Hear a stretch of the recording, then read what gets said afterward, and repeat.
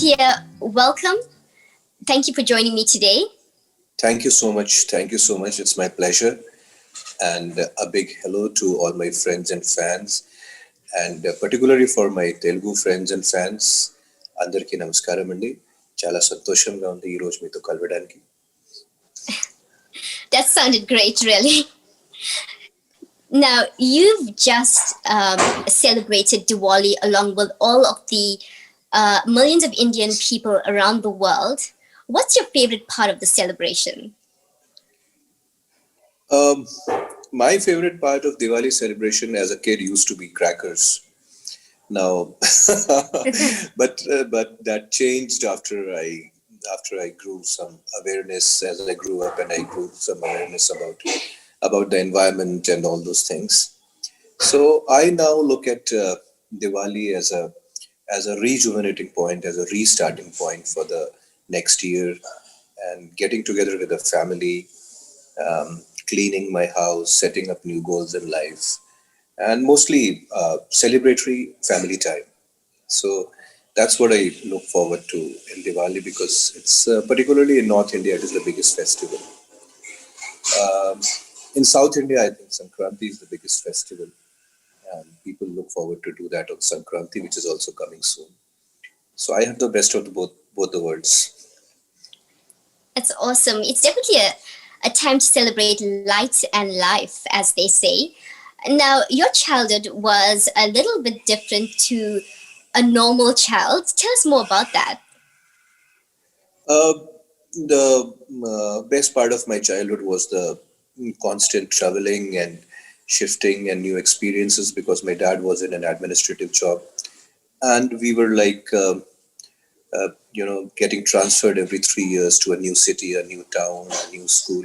So that was exciting also, and that was a little bit troubling also, because I did not have enough friends, or permanent friends, or like but it made me more possibly it made me more adjustable to my future. I mean, I never knew that I was going to be an actor, but looking back, you know it made me more adjustable to, and it exposed me to a lot of viewpoints and a lot of people and a lot of culture, a lot of other places. So it was a nice childhood, and it was a privileged childhood, because I belong to a bureaucratic setup, and few people are lucky to have that kind of a childhood. So it was Yeah. it was nice. I have only good memories of my childhood. Yeah. Do you think that influenced you along the way to take up acting as a career? I don't know. There's I mean, it was a thing which came very naturally to me. I think it is something which is very much natural, inborn, and I was never in doubt as to what I wanted to do in life, even when I was, say, like 10 or 8. I had a good clarity even at that point of time that I wanted to be in cinema, and I wanted to be an actor or a film director. I did not know why. I did not know why, but it was just, some things are not explainable. I did not know why and how and all that. But the moment I became a little bit aware about things, and the moment I used to see things on the big screen, I always knew that I wanted to be there to do that. So it was quite natural. I cannot really explain it as to why and how. So along the way, were there people, even your own family, that supported you in this decision to go into the film industry full time? The family was initially very reluctant and very reticent, and very, if I may say so, uh, insecure and scared about me, because we did not have any filmy connection. I had never been to Mumbai in my entire life. We did not have even any friends or relatives in a place like Mumbai or the south, or anywhere. So the family was very apprehensive, and in their apprehensions, they might have discouraged me at the start. So it was a little bit Yeah. difficult in the start. But as I started getting work, and as I started getting recognition, The family really fell in behind me and they really supported me. And their support was really crucial in the later stages of my career when, at a certain period of time, at a certain point of time, I went into a downward spiral and my career almost nosedived in the middle of my, right in the middle of my life. They were really solidly behind me, and they supported me and they helped me get through that phase. So it was like any other family who were really concerned about my well-being, and that their apprehensions were also true. I am also apprehensive about my Yeah. future generation. Yeah.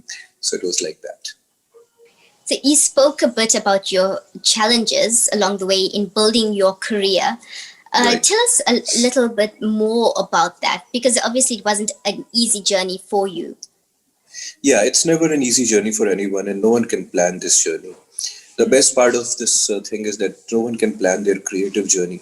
The only thing one can do is work on themselves, work on their art, work on their craft, work on their personalities, work on your sense of humor, work on your presentation. That's it. Work on your talent. Keep on, but what really differentiates outsiders from industry kids and industry insiders is that the grooming is that they get the education of how to be in a cinema, how to be in the cinema industry right from childhood. And the outsiders really don't know about it. That's why they are late bloomers. That's why they. I was absolutely at sea. I did not know anyone in cinema industry. I got a break. I became an actor. I became a star. I was absolutely like I didn't like Alice in Wonderland. I did not know how to react, how to meet people, how to approach people, how not to bruise egos. Yeah. So it's all a matter of one can train for talent and one can train for hard work, but a big part of it is also how you are presented, how people back you up, how people perceive you. So for that part, maybe the people who come from outside the film industry, maybe they are not that trained, or maybe they are not that well versed with that aspect of career in cinema. So that was a big challenge for me. And then there is an underside side to cinema industry where some manipulations and politics also takes place. So I was unaware about all those things also. I was only thinking that I'm good enough, I do my work, people will love me, I'll keep on getting work if I'm good enough. I used to think like that also. It was not like that, and I learned, and slowly, with over passage of time, over a period of time, uh, I could manage myself, and you know uh, luckily I could regain my spot and restart my career. Yeah. I'm sure your family was, as you said, your family was a big support to you during these really tough times. And recently, the media has covered a lot on issues such as nepotism, drugs, and other issues in Bollywood.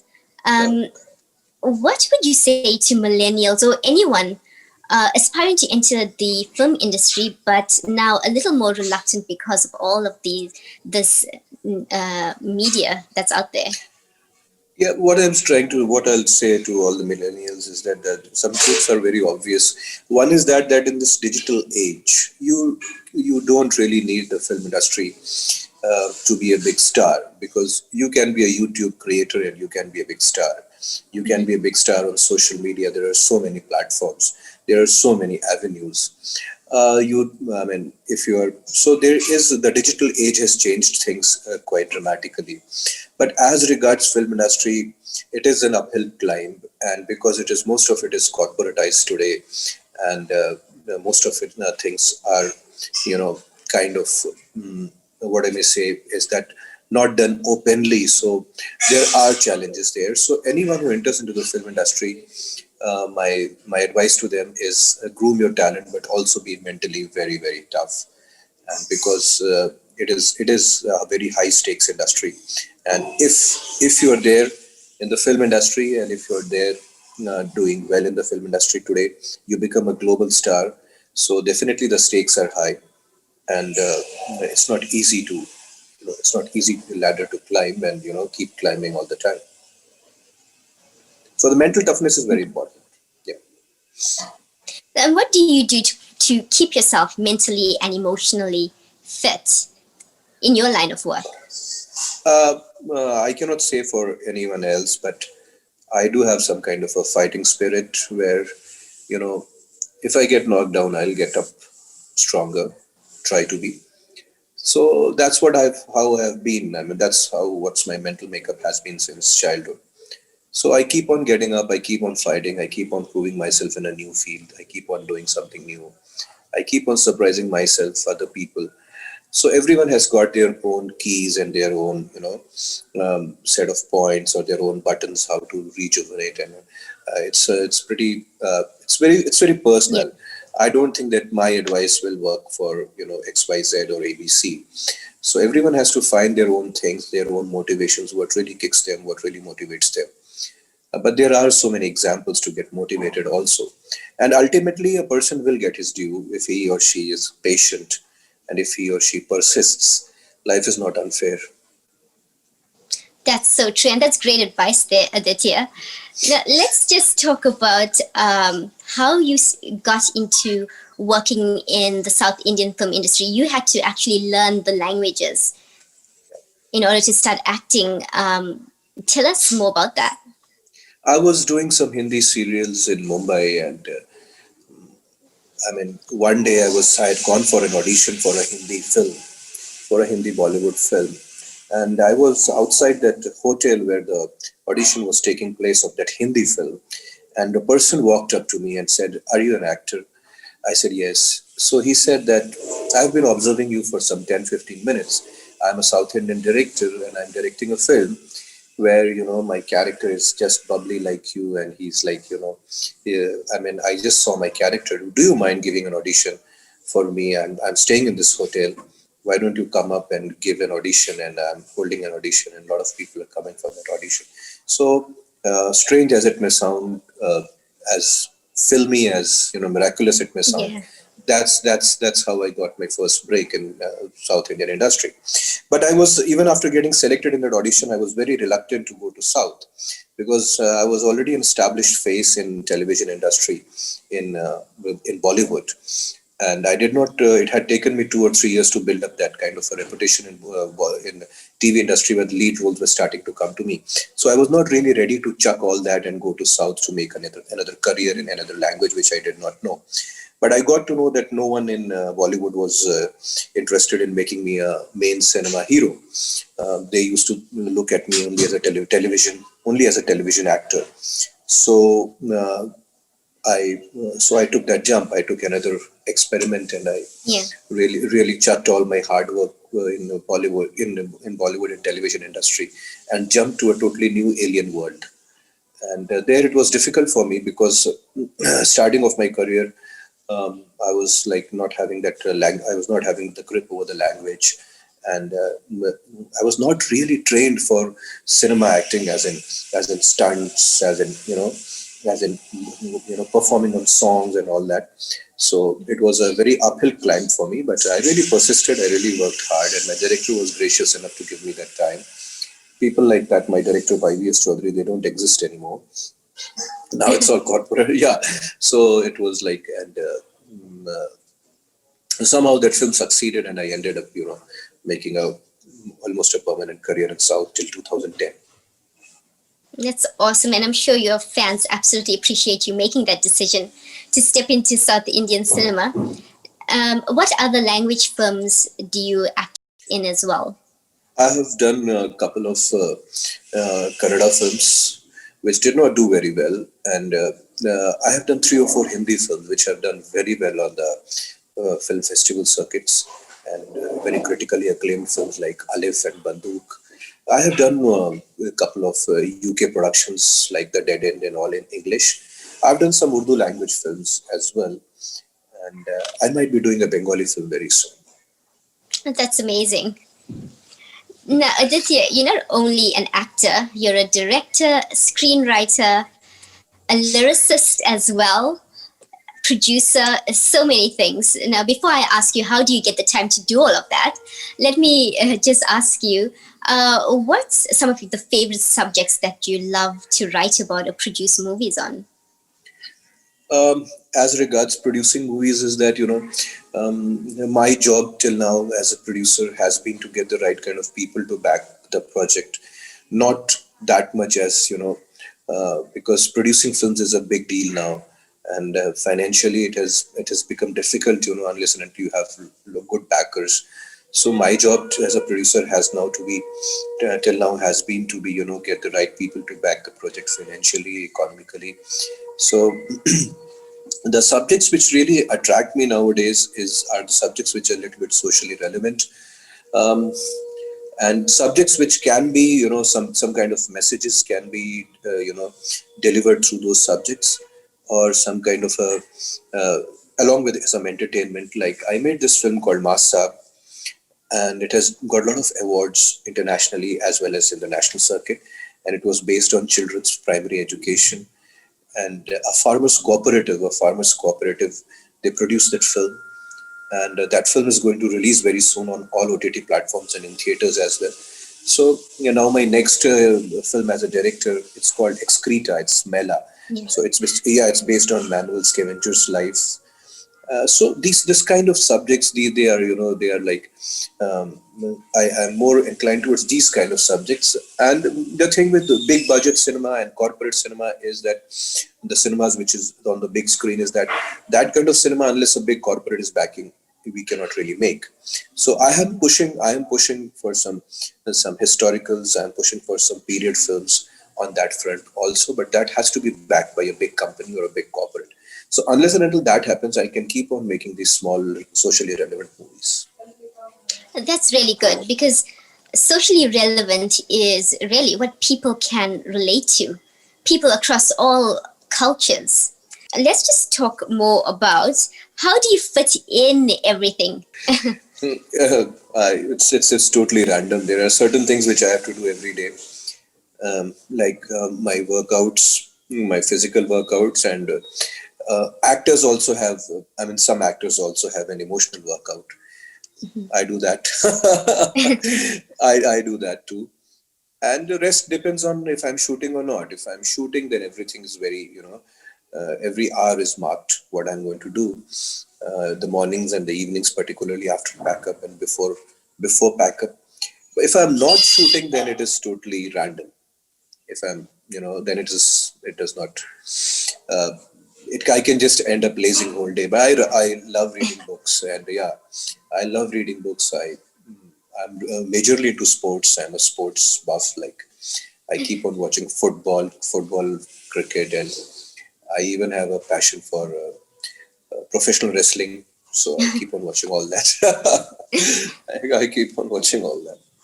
That's great. Who's your favorite cricket team? Favorite cricket team is India, but I admire Australia as well. Oh, wow. Well, that's good to know. So, Aditya, coming back to the first film that you did in Telugu, Hmm. what was the name of it? It was called Lahiri Lahiri Lahiri Lo, and it is based on an old song. So that really does not mean anything, but it's like it was based on an old Telugu song. So it's a melodious, it's a musical title. Yeah. And what did you enjoy most about playing the character Nani? It was a big challenge because first of all, the language was an alien language for me at that point of time. What I enjoyed most was that till that point of time I had perceived of myself as a very serious kind of a actor, and a very serious. I used to do very villainish roles and intense roles in Hindi before that, and this character required me to be very ebullient and very exuberant and comical and almost Jim Carrey-ish, and Hmm. in the body, yeah, in the body language and comic timing and all. So it was a big challenge, but my director said that I saw that in you and you can do that. So that was a good part, that I discovered that side of me, my comic timing, my body language, and all those things. So I discovered that aspect of me as well. So that was that was the challenging, and that was the exciting part for me, apart from the learning of the new language. And also the working with the legends. In my first film, I worked with so many South Indian legends, people like K. Vishwanath, people like Hari Krishna Garu, people like Suman sir, Vineet. Um, so it was really a big thing. Now, you've played so many characters after that, different types of characters. How do you choose the characters? It all depends on the different stages in your career. Earlier, I used to, I mean, when all my stardom and everything was really going well, I used to look at the commercial viability of the project. And if the project used to be commercially viable, where everyone used to, because it was an expensive affair, where everyone can profit, and where I can also, excel as an actor, I used to accept those kind of roles. Now, at this point in my career, I'm looking as an actor. I look at challenges where I can be challenged to do a role, where I can, explore some new facets of me. And now my priorities have changed a little bit, and and I'm also at that stage in my career where I can experiment a little bit more. I can play an older character as well as a younger character. I can play negative shades. So now it has become more exciting as an actor and a performer. Yeah. So, lastly, Aditya, you're very involved in charity work. Tell us a bit more about this. Call it charity. I'm not giving that much. I try to inspire people, you know, and I said try to set up small goals, small goals for certain area or small goals for certain people. Let I'll try to get this thing done in a specific period of time, and I'll try to get more people involved with me, and on some good causes, and motivate the people concerned. That there are things which you can achieve yourself. Do you have a message for your fans? Uh, yeah, my message to everyone is that in the global situation we will need more and more of cooperation, and we will need more and more of each other, and only then things can progress.